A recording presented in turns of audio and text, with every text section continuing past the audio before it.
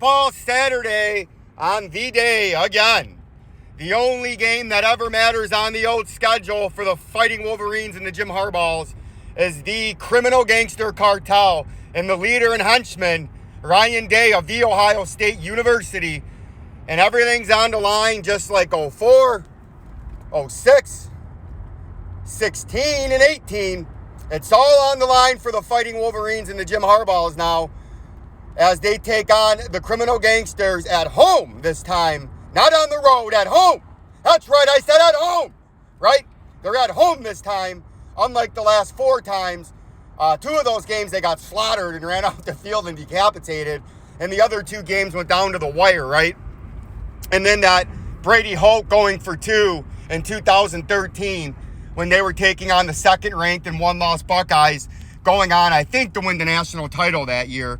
And Brady Hoke went for 2 at home when scoring in the final few seconds of the game instead of going to overtime, which you can't blame the man when you ain't beat them. Well, you beat them the year before, 2 years prior, right? You tried to make a statement, and it went down the ship.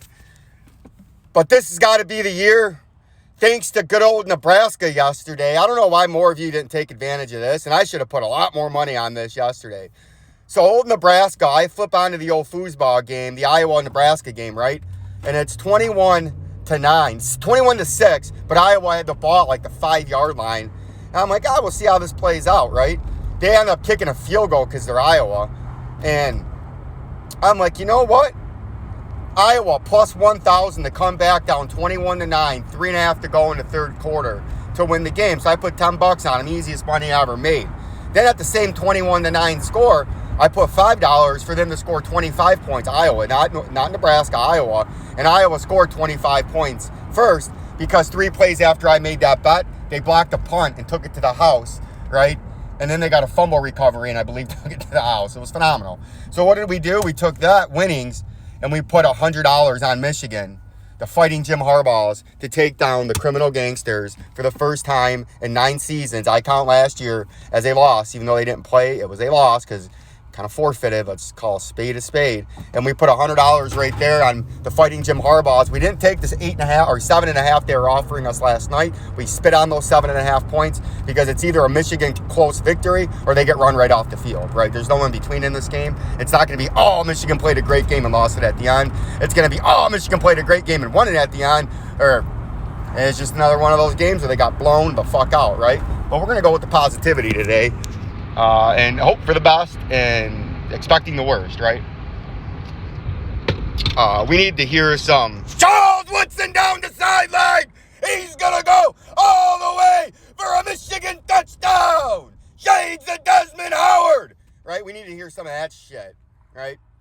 Who I'd be going out, who I'd be using today is Mr. Anthony at the number 1, just like the state game as a redshirt freshman out of East Lansing. He's wearing the number 1 jersey, and ain't no one wore the jersey since Braylon Edwards. And before that, David Terrell, because it only goes to a playmaking All-American receiver that wins these games, right? So number 1, you're the best receiver on the team, talent-wise. Go out there and do what you did against State, do it against the Buckeyes, right? And then the other guy that's got to do it today is beyond the obvious of running the football, keeping them. The key to Michigan victory today is Ohio State only gets 4 touchdowns, and then you hold them to 3 field goal attempts. So even if they go perfect, they get their 4 touchdowns and kick their 3 field goals, they're only at 38 points. And you can beat Ohio State if you can hold them under 40, somewhere in the 30s. They're going to get their yards. They're going to move the ball over the field. But hold them to only 4 touchdowns and make them kick field goal attempts.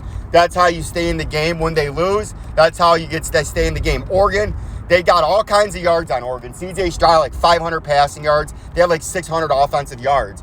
But what did Oregon do? They kept them out of the end zone a couple of drives on a turnover and a field goal attempt, right?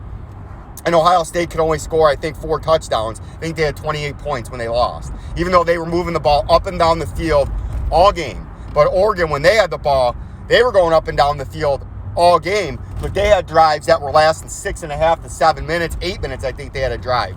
They did what Michigan needs to do. Possess the ball, and Donovan Edwards is the key coming out of the backfield. With his dual threat, when you have a dual back, you have Haskins on one side, split on the other side is Donovan Edwards, the true freshman. and use him when you fake the handoff to Haskins. When he's swinging out of the backfield, the linebacker's got to cover Donovan Edwards. I'm sorry, there's no linebacker in this country that speed for speed can cover Donovan Edwards with the speed you've seen last week. You've got to use that speed, and you got to use that often. It's a way to utilize the run on the swing pass, the halfback screen, or just vertical up the field. The straight, you got two backs, you fake it to Haskins, and Donovan Edwards on the other, a split side on the other side of Cade McNamara, goes vertical straight down the field, runs in between the center or outside the tackle, and goes right up the seam in the hash mark. Now, they did it last week versus Maryland, and McNamara hit him 38, 50 yards, about 40 yards down the field on the left side, and he took it with his speed to the house the rest of the way because the linebacker that was covering him, couldn't cover him out of the backfield. He was too fast. He ran right by him. Ohio State's got great linebackers. They got great defense. They got great everything. But that speed and his ability to catch the ball out of the backfield, you can't guard that. You'd have to have a safety on him to try to run with him, and no safety is going to cover Donovan Edwards at a split back because you got wideouts on the outside. That would burn a linebacker that's trying to cover a wide receiver, right? You can't do it. So you got to utilize your weapons, Jim Harbaugh, Josh Gaddis. I need to see a phenomenal game plan and creativity like last week where you got to use the weapons. You got to use them smart, but you got to use them, right? And Mike McDonald, my defensive coordinator, are you going to be another Don Brown, a man that impersonated a defensive coordinator for 5 years in Ann Arbor? And in the last 2 games against Ohio State, they scored 130 points at the helm of Don Brown and his defense. Dr. Blitz man defense. You can't be doing man defense today. You got to play a lot of cover, and you got to get pressure up front. You got a 5-man front that you can use and have help in the backside. And you got to get pressure with those 5 guys, right? Hutchinson and Ajabo on the left and right side of that line, respectively. Your only job today is move C.J. Stroud out of that pocket and get him on the ground because he is not a dual threat quarterback. For the first time ever, Ohio State, Terrell Pryor, Braxton Miller, Justin Fields, right? And all the rest of these guys. My other guy that got to the pros, I liked him. He was a good quarterback. And he actually did a little bit of things in the pros, unlike all these other guys. They all could run and throw. And that made Michigan's defensive game plan, they were fucked.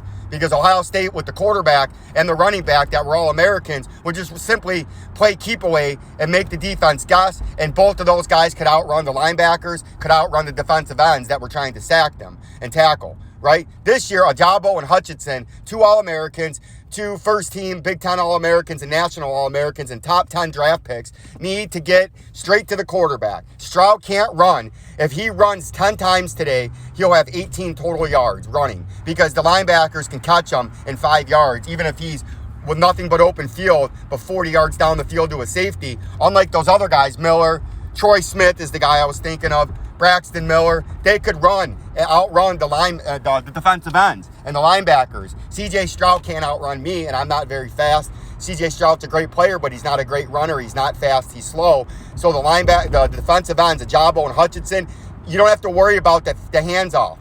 Just worry about him. Worry about sacking him and forcing him out of that pocket and making him run for his life and getting him on the ground. Your interior defensive line, you guys, with the linebackers, worry about the running back, right? Or running backs in the backfield because you do not have to worry about C.J. Stroud running. One time he might take advantage of you not accounting for him to run, and he's going to get 8 yards. Maybe 10. That's it. Tops. He's not going to get 50. So that's the game plan. There's not going to be many updates until after the game. The overall market's pumping a little bit. If you're interested in what's going on in the market, check out my prior videos yesterday. I'll give you some happy or angry updates later on this afternoon after the foosball game. Peace and love. Peace and love.